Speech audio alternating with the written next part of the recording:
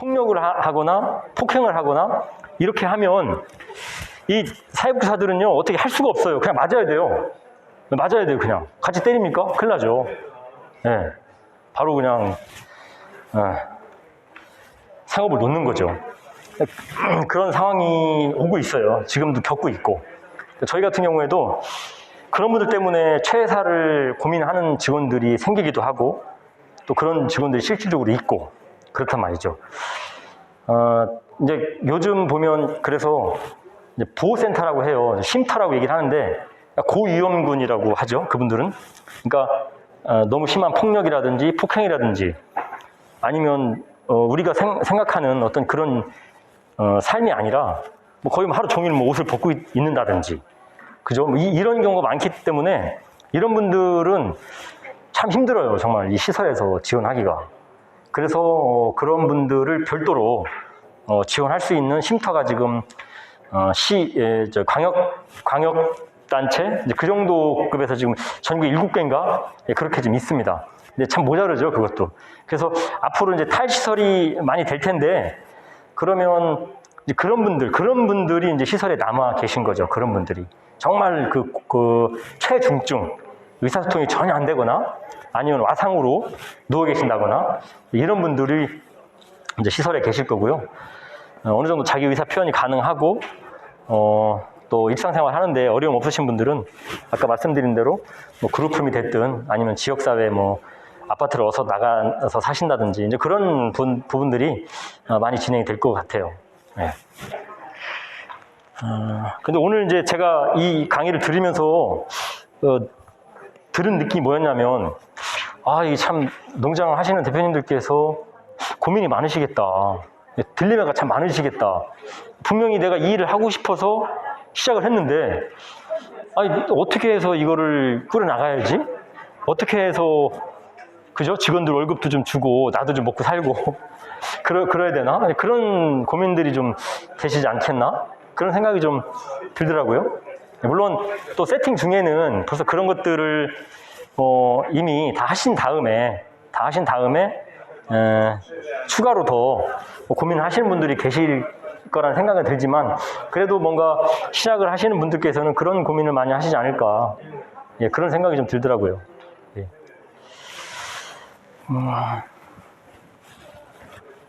자, 시작하도록 하겠습니다. 예, 한 25분 정도밖에 안 남았네요. 시간이 참 빨리 가네요.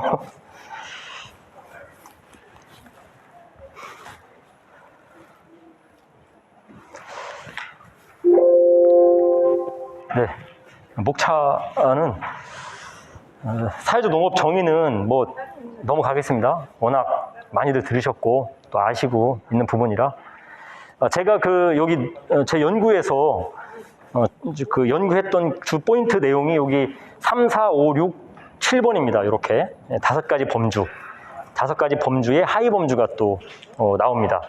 그래서 농업이 직업으로서의 갖는 의미, 환경적 요인의 중요성, 그 다음에 사회적 농업이 지니는 장점, 사회적 농업을 통한 변화, 연구 참여자들이 사회적 농업에 바라는 점. 제가 이 연구를 할 때 여러분들이 아마 아실 거예요. 그 양적 연구와 질적 연구가 있어요. 양적 연구는 그야말로 팩트를 수집을 하는 거죠. 사실들을 수집을 많이 해서 내가 세운 가설이 이렇더라. 그래서 이 가설을 봐라. 내가 주장하는 이것이 맞지 않느냐. 이게 이제 양적 연구라고 한다면 질적 연구는 이런 부분입니다.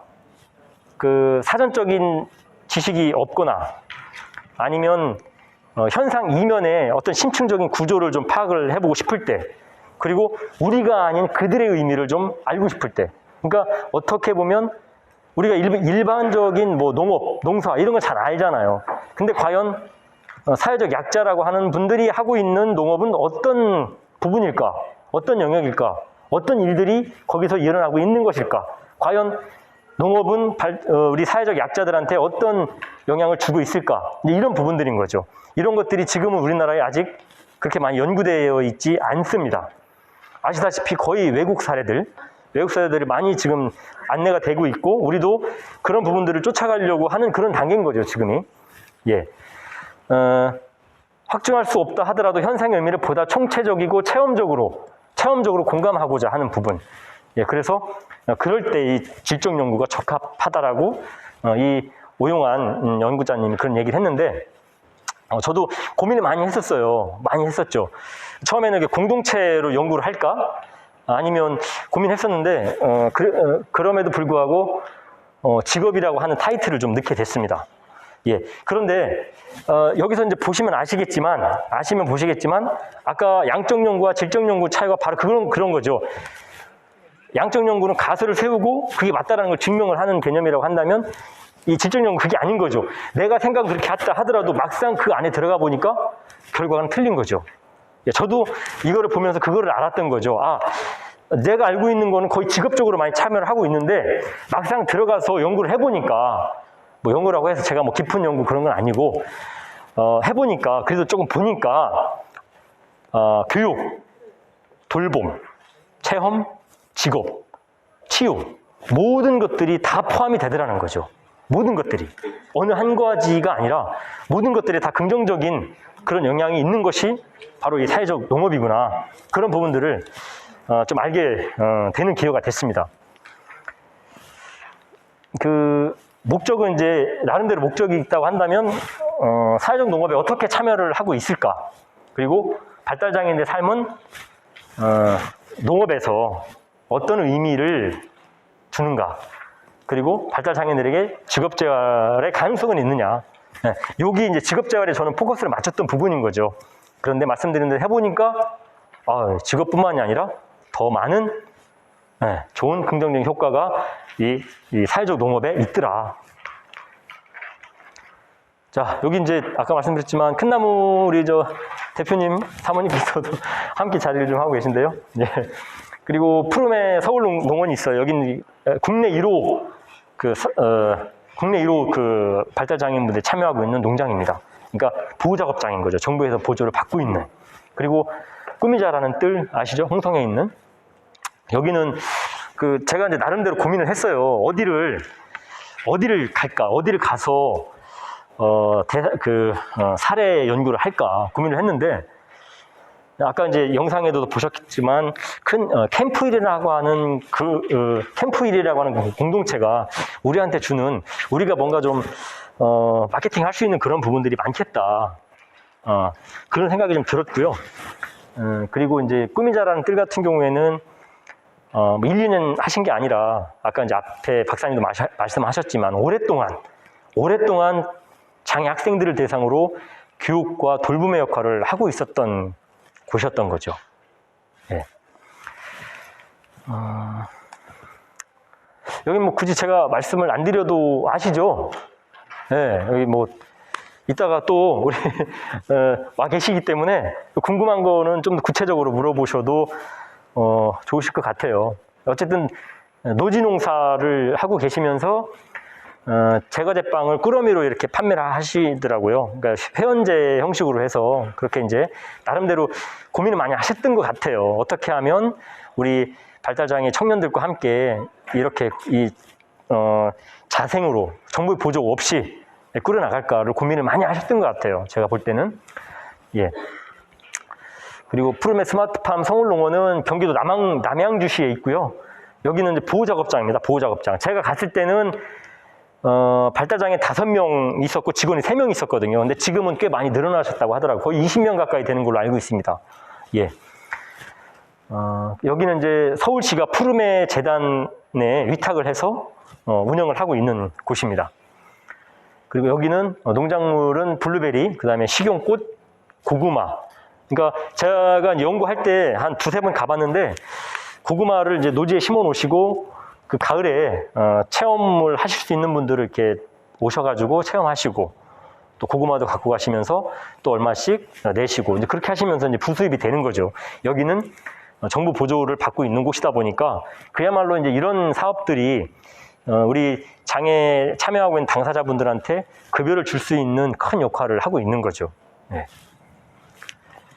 그리고 여기 꾸미자라는 뜰은 충남 홍성에 있고요. 여기는 뭐 텃밭용 채소류, 허브, 꽃 이런 것들을 한철, 그러니까 이렇게 그야말로 농번기라고 하죠. 그때 농작물을 통해서 참여하는 그 성인분들한테 조금의 그 급여가 좀, 급여라고 하기는 좀 그런 것 같기는 하지만, 예, 드리고 있더라는 거죠. 여기는 제가 이렇게 나름대로 처음에 찾아갔던 그 이유가 팜플렛이 참 의미가 있었더라고요. 팜플렛. 보셨는지 모르겠지만 제가 준비는 못 했는데, 팜플렛이 다양한 사람들이 같이 와서 이 농장 요 텃밭 여기에서 같이 이야기하고 뭐 영화도 보고 먹기도 하고 그렇게 이렇게 같이 이렇게 하루를 이렇게 보내는 그런 광경을 본 적이 있는데 그게 참 너무 좋더라고요. 그래서 한번 여기를 한번 연구를 해보자. 그렇게 해서 알게 됐던 농장입니다. 예, 요거는 넘어가도록 하겠습니다. 일로 이제 간단하게 이게 이제 아까 말씀드린 대로 범주고요. 여기 하위 범주입니다. 여기 하위 범주. 그러니까 직업으로서의 갖는 의미는 이런 일로서의 가치, 농장 활동이 주는 일들의 가치는 일도 일이지만 사람을 건강하게 하는 부분들. 그리고 아까도 그 우리 아일랜드 캠프 영상에서 보셨지만 그분 아시죠? 일은 다 누가 합니까? 일은 다 자원봉사자가 하고 당사자는 이렇게 누워서 하루를 보내죠? 예, 바로 그런 겁니다. 과연 이게 어디 작업장이나 아니면 공장이나 가면 이게 가능할까요? 어린 반푼을 수도 없죠, 정말. 예, 엄청 크게 혼납니다. 눈물이 쏙 빠지게. 예. 그리고 다음 주 돼서는 저 안 가요, 그러죠. 예, 그럽니다. 그래서 다양한 또 직무 배치가 가능한 것이 농업이고요. 이건 뭐 제가 말씀 안 드려도 너무 잘 아실 것 같아요. 발달 장애인들한테는 요 체득의 시간이라고 하는 것이 하루 뭐 우리도 마찬가지잖아요. 어떤 일을 내가 달인이라는 표현 다 아시는 것처럼 결국은 그런 시간들이 필요하다라는 거죠. 우리 큰나무 캠프일에 참여하는 분들 아니면 거기 꿈이자라는 때에 오랫동안 참여했던 그 학생들 같은 경우에는 농업을 안다라는 거죠. 예, 삽질을 어느 정도 힘을 주면 흙이 나온다는 것도 알고, 예, 가위질을 할 때 어느 정도 힘을 줘야지만 내가 꽃순을 딸 수 있다는 걸 알고, 예, 결국은 그런 시간들이 필요하다는 겁니다. 예. 아직 이 부분이 그 특성에 따라 많이 틀리죠. 이래서 이 얻는 보상은. 그러니까 결국 이제 아이템을 어떤 걸로 갖고 갈 것이냐, 어떤 작물을 할 것이냐, 내가 사이즈를 얼마만큼 갖고 갈 것이냐. 이제 이 부분이 이런 것들하고 이제 연관이 된다라고 봅니다.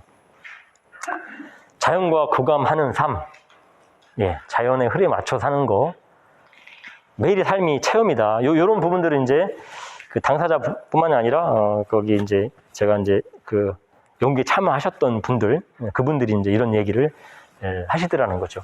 완전한 사회통합으로서의 사회적 농업.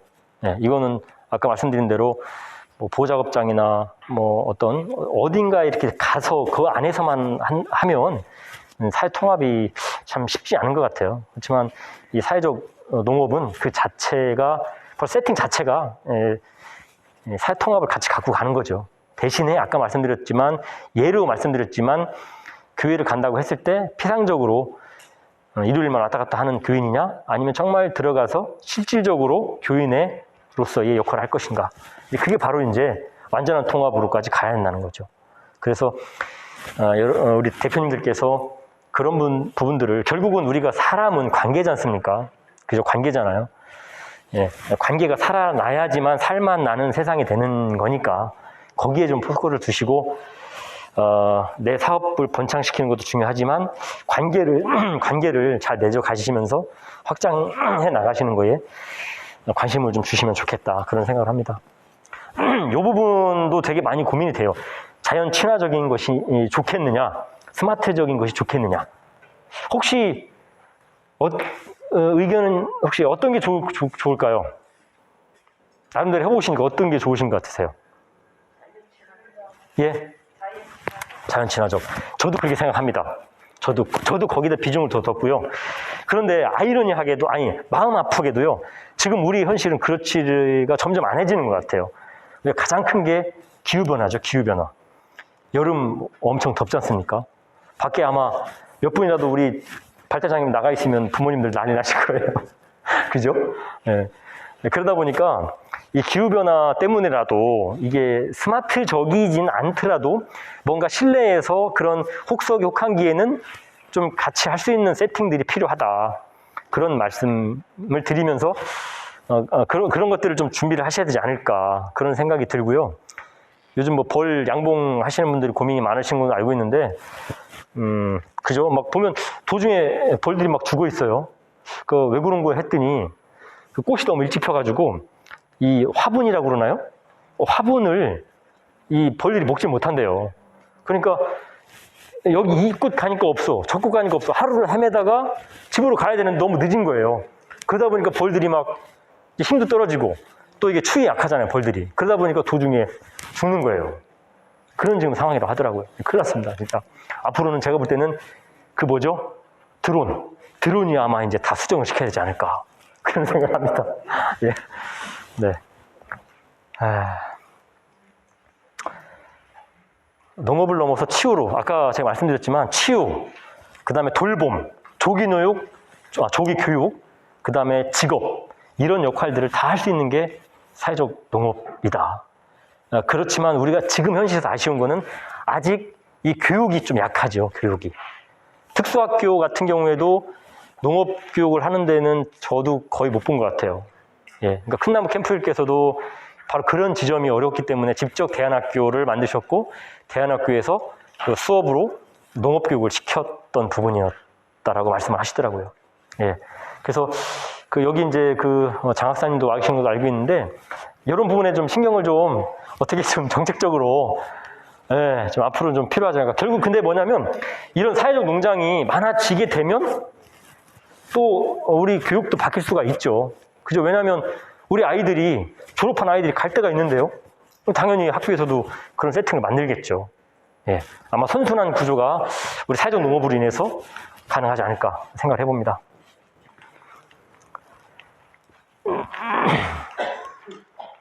네. 요거는 아까 제가 요런 것들이 이제 정서는 물론이고, 아까 말씀드린 대로 도전적인 행동, 남을 가해하고 때리고 부수고 이런 부분들이 많이 감소가 되고 있다. 그리고 가족 주변, 그러니까 이게 힘든 부분이 어머님들이 참 안 보내려고 하세요. 저도 이게 해보니까 어머님들이 일단 우리나라 이 문화 자체가 이 농사는 힘든 일이야. 그죠? 그리고 우리 부모님들 그렇잖아요. 내 자녀만큼은 농사 안 짓고, 이런 마음이 갖고 계시니까. 근데 이제 독일 같은 경우에는 뒤에도 이제 나오겠지만, 농사꾼이 되려면 자격 시험을 합격을 해야 된답니다. 그거를 합격해야지만, 내 부모님 나한테 준다고 해서 내가 농업을 할 수가 없는 거예요. 자격 시험을 합격해야지만 농업을 할 수 있는 겁니다. 근데 그만큼 이제 국가에서 정책적으로 농업에 대해서 관심을 기울이고 있다는 거죠, 그거는. 예, 아무나 농사를 짓지 않겠다. 정말 뜻이 있고 생각 있는 사람이 와서 농사를 지어라. 그러다 보니까 국민들이 농업을 바라보는 인식이, 안목이 높아지고, 농사꾼들도, 농부들도 인정을 해주고, 그런 사회적인 문화, 분위기가 또 중요한 것 같아요. 예. 그러니까 저희도 좀 여기 계신 분들부터, 대표님부터 좀 농사는 정말 좋은 곳이요. 그죠? 이런 생각 좀 가질 수 있도록, 예. 그런 좀 인식 개선 하시면 어떨까 생각이 듭니다. 예. 가장 또 큰 역할은 발달 장애인들에 대한 인식 변화인 거죠. 인식 변화. 장애인들이 저런 일도 할 수 있는구나. 예, 그죠? 네, 그런 인식 변화가 상당히 정말 중요하고 큽니다, 이게. 이제 마지막으로 연구 참여하신 분들이 농업에 바라는 점. 그죠? 이게 아마 다 여기 계신 분들도 마찬가지일 것 같아요. 예, 기본소득, 어떤 정부 지원, 바우처, 이런 걸 통해서 농외 소득으로 뭔가 내가 농사에서 판매하는 이런 거 말고도 좀 더 부수적으로 들어올 수 있는 이런 부분들이 필요하다.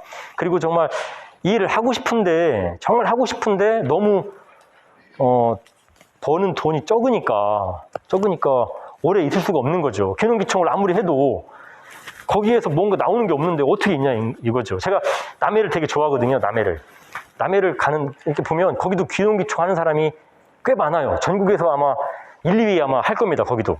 그런데 정착을 못 하는 거예요. 정착을. 왜? 먹고 살 수 있는 일이 없는 거예요. 그래서 사회적 농업이 그런 역할들을 해주실 수 있지 않을까.